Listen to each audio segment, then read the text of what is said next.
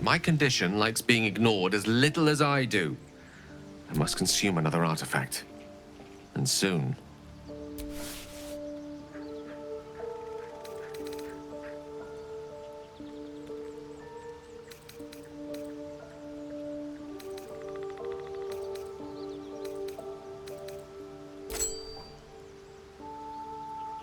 Thank you.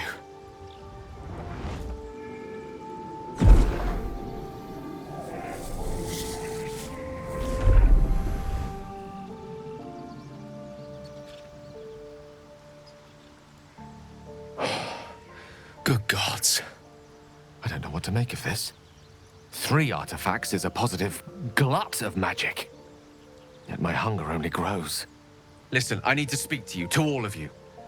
It would be unconscionable of me to remain silent.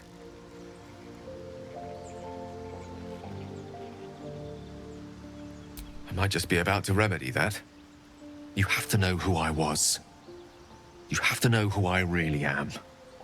What I am is a walking shadow of the promise I once held. I'm what one might call a wizard prodigy, who from an early age could not only control the weave, but compose it, much like a musician or a poet. Such was my skill that it earned me the attention of the mother of magic herself, the Lady of Mysteries, the goddess Mystra. She revealed herself to me and she became my teacher. In time, she became my muse, and later even my lover.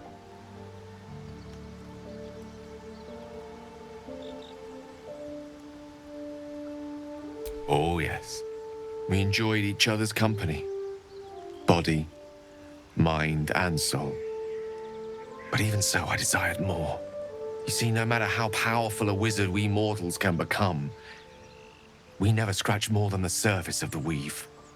Mystra keeps us in check. There are boundaries she doesn't let us cross, yet every time I was with her, I stood on the precipice, gazing into the wonders that lay beyond. I sought to cross her boundaries.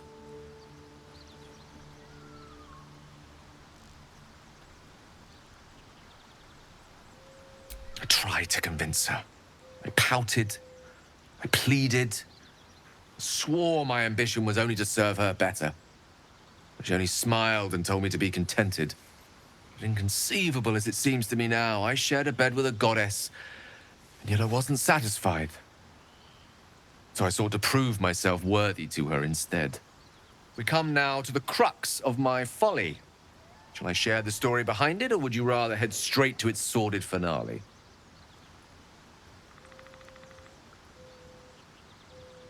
Very well. Here goes. Once upon a very long time ago, a mighty lord lived in a tower. A flying tower, to be precise. I'll save his history for another time, but the gist of it is that he sought to usurp the goddess of magic so that he could become a god himself. And he almost managed, but not quite. And his entire empire, Netheril, came crashing down around him as he turned to stone. The magic that was unleashed that day was phenomenal. Roiling like the prime chaos that outdates creation. Even the weave itself could not withstand the onslaught.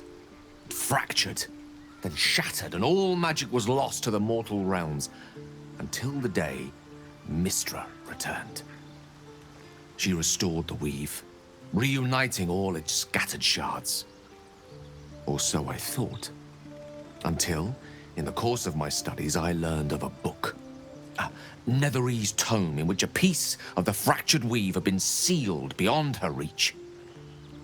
What if, I thought, what if, after all this time, I could return this lost part of herself to the goddess?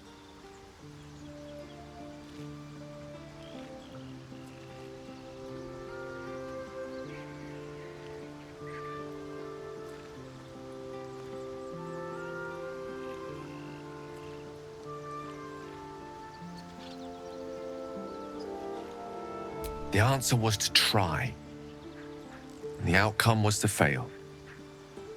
I was certain that this deed of raw power, draped in romance, would convince Mystra to take me by the hand and welcome me into her hitherto forbidden domains. I was mistaken. I obtained the fabled book and took it into my study. As for what happened next... Here. Place your hand over my heart. Let me show you.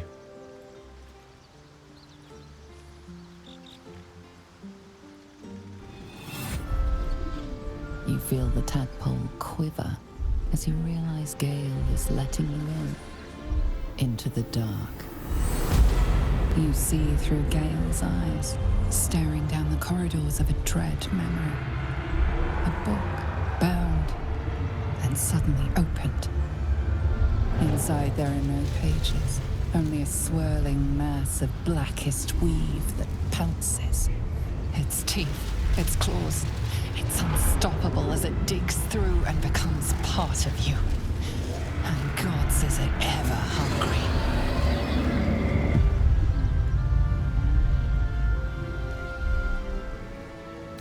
Thankfully, the moment I absorbed the fragment wasn't enough to kill me outright. It was only the beginning.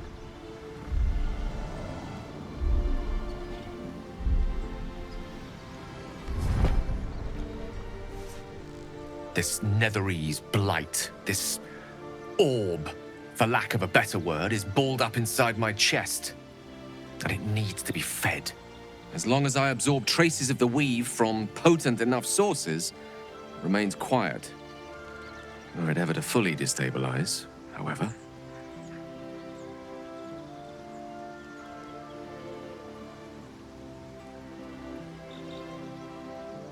I will erupt. I don't know the exact magnitude of the eruption, but given my studies of Netherese magic, I'd say even a fragment as small as the one I carry, it'd level a city the size of Waterdeep.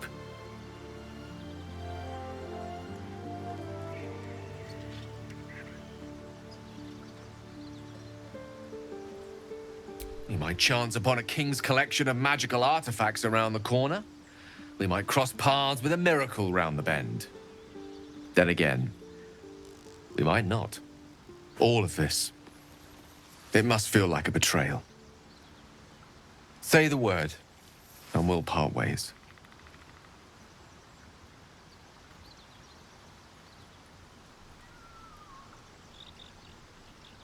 That is a great relief. Oh, a great relief indeed. You truly are a soul that steals my own. From all my new rallied heart, I thank you. I thank you all. I understand if you stand against me. I'm humbled if you stand with me. Either way, I will do my best not to let you down. I stand at a precipice, but if you do not give up hope, neither shall I. I'll fight. I'll resist as long as I can. Now, even I am tired of the sound of my own voice. Let us venture forth.